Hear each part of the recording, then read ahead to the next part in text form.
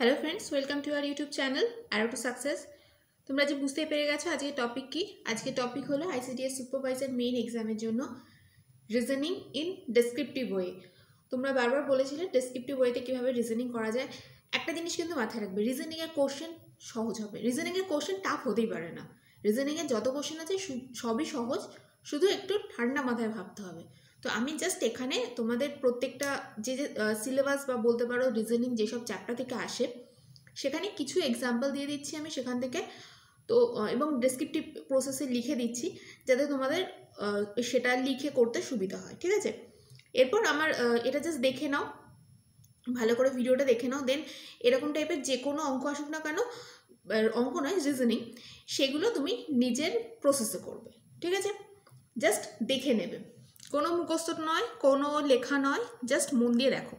তো first question কী আছে দেখো। বেশি কোশ্চেন করাবো না একদিনে, যে কটা করাচ্ছি এবার তোমাদের হাতের গোড়ায় যে বই আছে সেই বই নিয়ে সে কয়েকটা লিখে ফেলো, তাহলে একটা আইডিয়া হয়ে যাবে। আর তখন এক্সাম হলে বেশি ভাবতে হবে না কি লিখবো না, নিজের মতো করে লেখো। তো ফার্স্ট কোশ্চেন কী আছে দেখো। Rabi travelled 4 kilometre straight towards south, ঠিক আছে।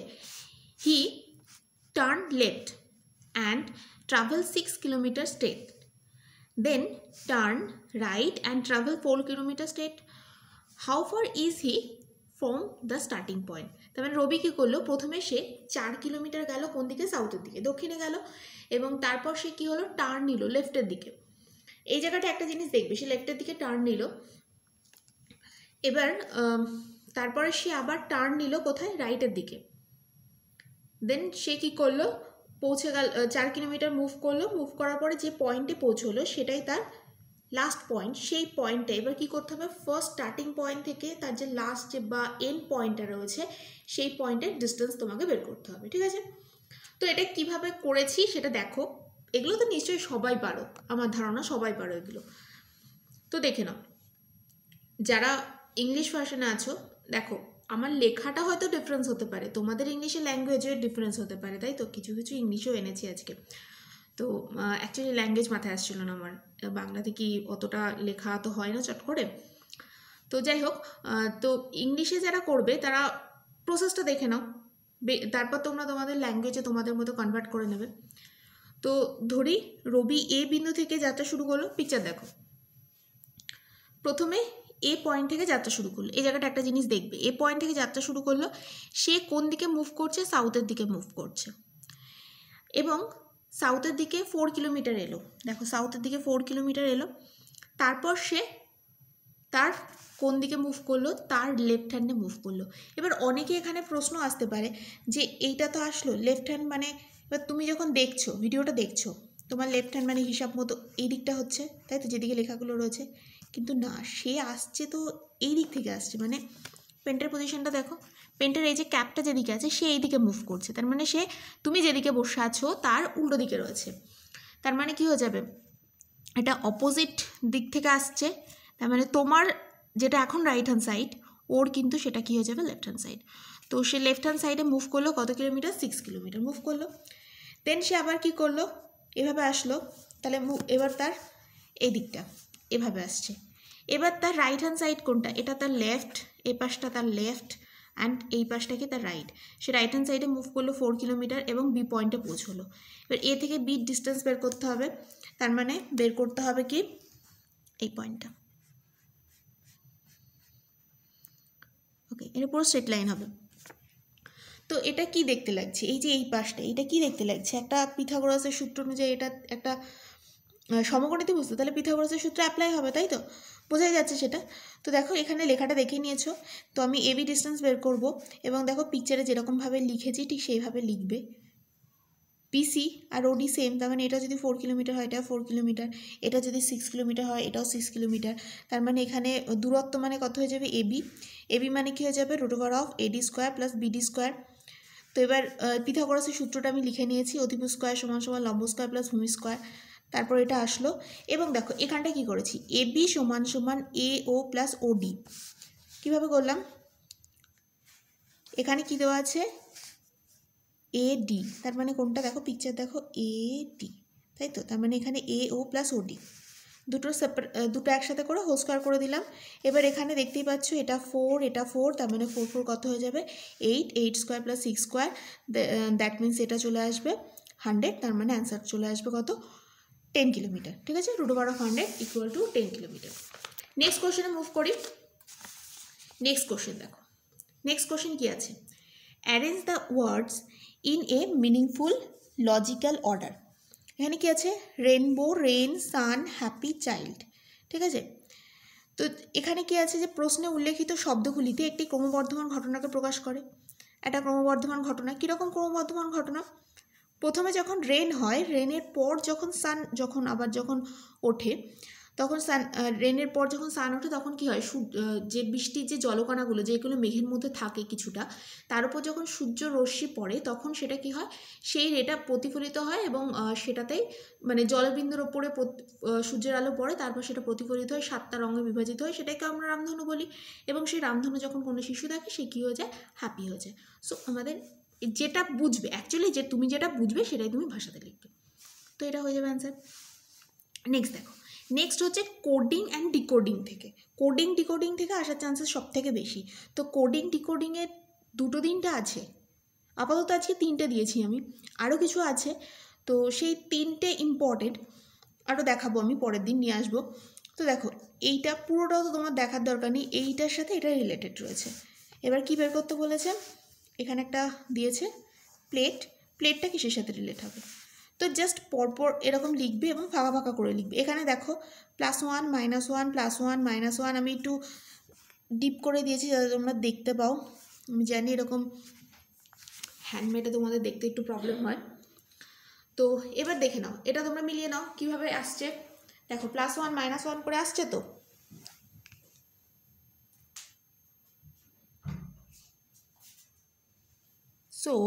এবার দেখো নিচের যেটা রয়েছে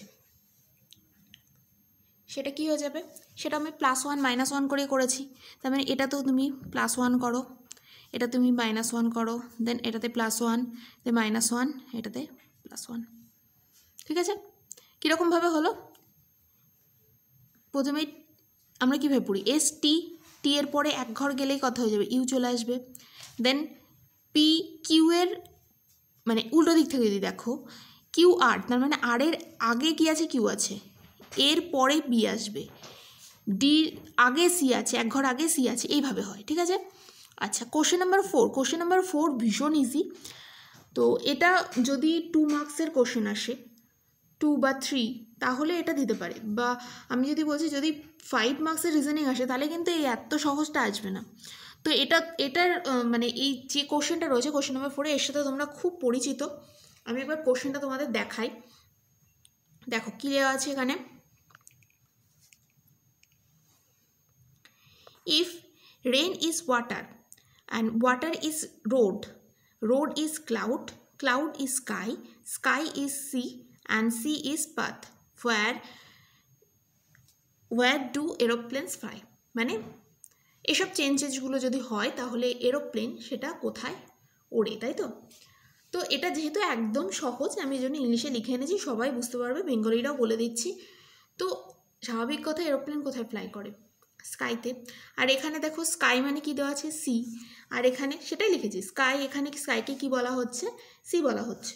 so the aeroplanes fly in the sea, that's it, আর কিছু নেই। ঠিক আছে, এবার দেখো কোশ্চেন নাম্বার 5, এটা একটু ইম্পর্টেন্ট আমি বলতে পারি, কারণ এই রিজনিংটা একটু বড়।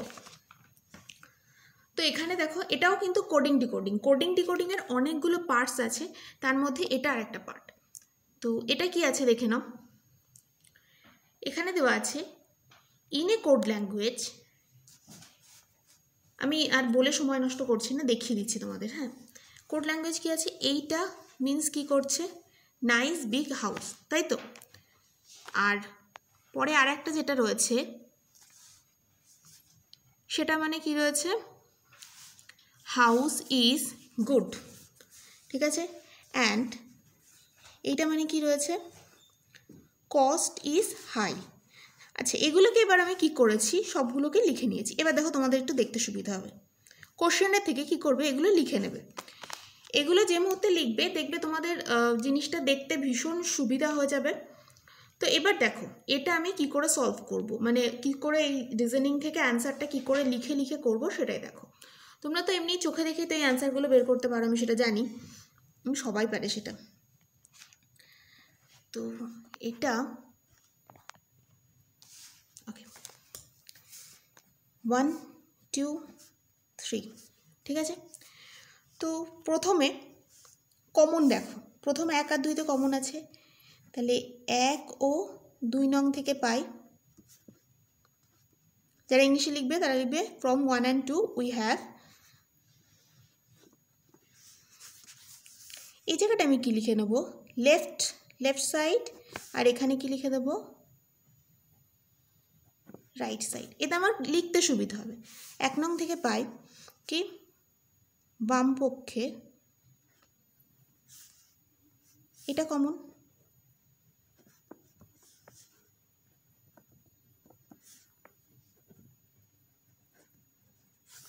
ডান পক্ষে কি আছে, হাউস আছে।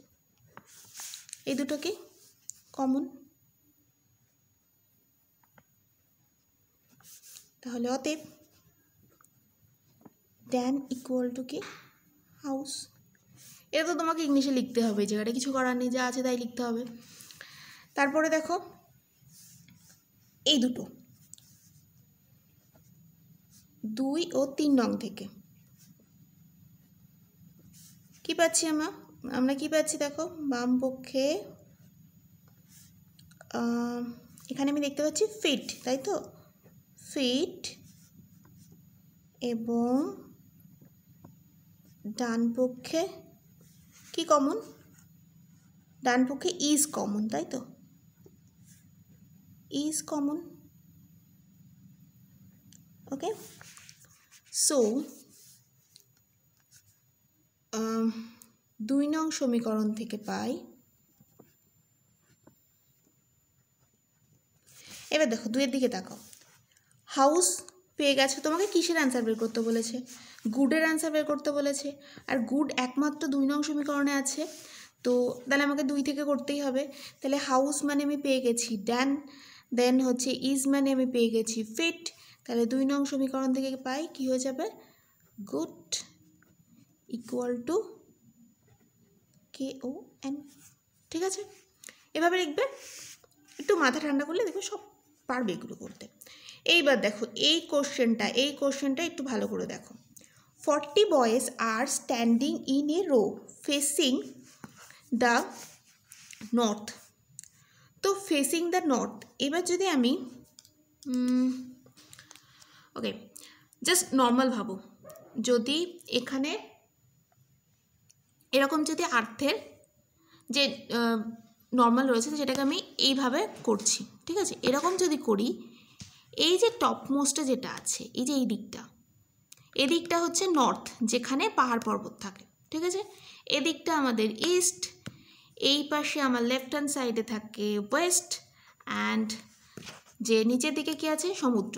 তোমাকে কি করে মনে রাখতে হবে, তুমি ভারতের ম্যাপ কল্পনা করো। এবার ম্যাপের টপের দিকে কি থাকে, টপের দিকটায় তো পাহাড় পর্বত থাকে, পাহাড় পর্বত মানে নর্থ, দেন আমরা ইস্টে রয়েছি ওয়েস্ট বেঙ্গলে, আর হ্যাঁ আমরা ইস্টে, আর সেটার নাম ওয়েস্ট বেঙ্গল, অ্যান্ড ওয়েস্টে রয়েছে গুজরাট থর মরুভূমি, অ্যান্ড সাউথে রয়েছে কোনটা রয়েছে, বে অফ বেঙ্গল। তো এখানে কি বলে দিয়েছে, 40 boys আর standing in a row facing north. তো সবাই কোন দিকে মুভ করে থাকবে, এই দিকে মুভ করে থাকবে, তাই তো। এবার এটা বলে দেওয়ার কারণ কি, যখন কেউ এদিকে মুভ করে আছে, মানে তুমি এখন এই যে এই পাশে যে লেখাটা দেখছি এইদিকে মুভ করে আছে, তার মানে তার এই দিকটা কি, এই দিকটা হচ্ছে লেফট অ্যান্ড এই দিকটা হচ্ছে রাইট, সেটা মাথায় রাখবে কিন্তু। এবার কি বলেছে, Amit is 11th from the left, তার মানে অমিত এই পজিশন থেকে লেফটে রয়েছে, কত নম্বর পজিশনে, 11 নম্বর পজিশনে। তাহলে আমি এখানটায় পয়েন্ট করে নিচ্ছি এবং এখানে লিখে রাখছি অমিত, আর সে কোন পজিশনে আছে, 11th পজিশনে আছে। ওকে, এবার কি বলেছে, অ্যান্ড আচ্ছা অমিত যদি 11th পজিশনে থাকে, তাহলে এখান থেকে এই যে এইটুকুনির মধ্যে কতজন রয়েছে, 10 জন রয়েছে, মানে অমিতের বাদিকে 10 জন রয়েছে। তারপরে কি দেওয়া রয়েছে, Deepak is 31st from the right, বা দীপক রয়েছে কোথায় 31st। এবার তোমার দুটো কনফিউশন হতে পারে, দীপককে এখানে বসাবো না এখানে বসাবো, তাই তো কনফিউশন হবে। তো এবার একটা জিনিস ভেবে দেখো, যদি 31স্টে দীপক থাকে, মানে টোটাল 40 জন আছে, 31স্টে থাকে, তাহলে 40 হতে আর দীপককে আমি ধরে নাও এখানে রাখছি, 31স্টে দীপক ধরে নাও অমিতের এই পাশেই রয়েছে, তাহলে এখানে আর 9 জন থাকা উচিত, তবেই তো 40 কমপ্লিট হবে। কিন্তু অলরেডি তো অমিতের এখান থেকে আমি পেয়ে গেছি, এদিকে আরও 10 জন রয়েছে, তাই তো। তার মানে দীপক কোন পজিশনে থাকবে? দীপক থাকবে এরকম একটা পজিশনে, ঠিক আছে, এবং তার পজিশনটা কত? 31st।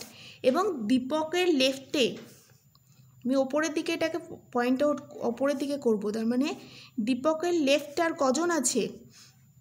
দীপকের লেফটে আর রয়েছে 9 জন।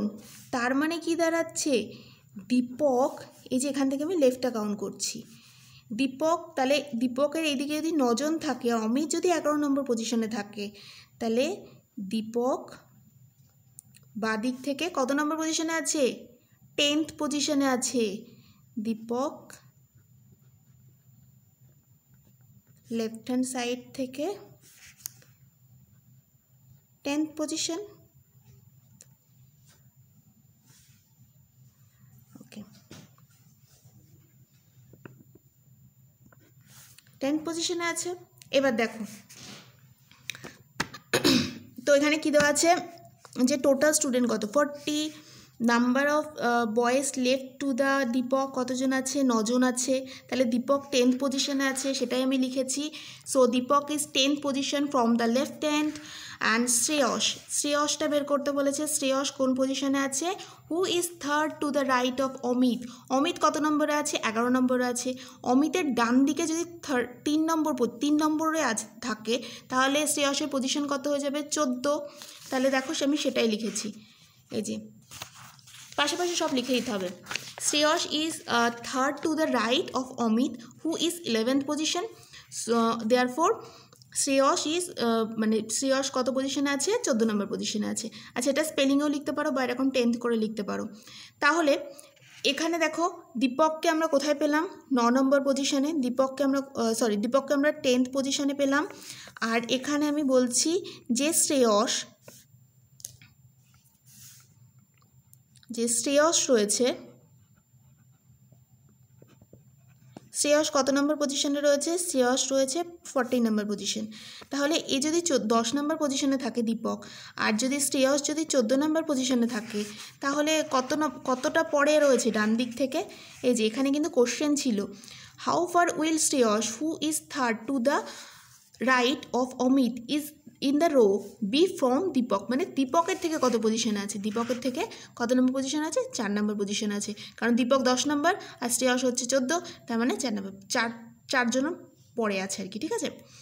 তো এই হয়ে যাবে দীপকের পজিশন 14 আর দীপকের পজিশন 10 আর শ্রেয়সের পজিশন 14। তো দীপকের থেকে শ্রেয়স 4 ঘর বা 4 জন দূরে রয়েছে, ঠিক আছে। তো এই হলো আমাদের আজকের ভিডিও, আমি এইটুকুনি রাখলাম আজকে। তো তোমাদের কেমন লাগলো আমাকে কিন্তু অবশ্যই বলো কমেন্ট সেকশানে। সবাই না করে একটা লাইক করে দাও কেমন লাগলো, বা ডিসলাইক করো, ভালো লাগলে লাইক, না হলে ডিসলাইক করো, তাহলে আমি বুঝে যাব। আর নেক্সট দিন যদি তোমাদের দেখি যে তোমাদের ভালো লাগছে, তাহলে নেক্সট দিন খুব তাড়াতাড়ি নিয়ে আসবো, চেষ্টা করছি কালকে নিয়ে আসা, কারণ এই সপ্তাহে আমি চেষ্টা করছি যা যা বাকি আছে সব কভার করে দেওয়ার, কারণ তোমাদের তার বেশি টাইম নেই। ওকে, থ্যাংক ইউ।